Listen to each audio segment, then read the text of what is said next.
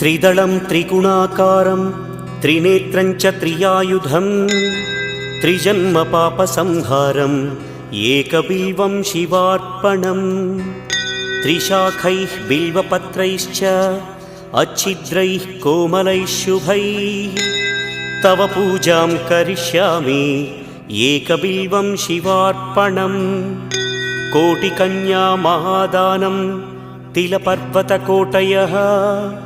काञ्चनं शैलदानेन एकबिल्वं शिवार्पणम् काशीक्षेत्रनिवासं च कालभैरवदर्शनं प्रयागे माधवं दृष्ट्वा एकबिल्वं शिवार्पणम् इन्दुवारे व्रतं स्थित्वा निराहारो महेश्वर नक्तं हौष्यामि देवेश एकबिल्वं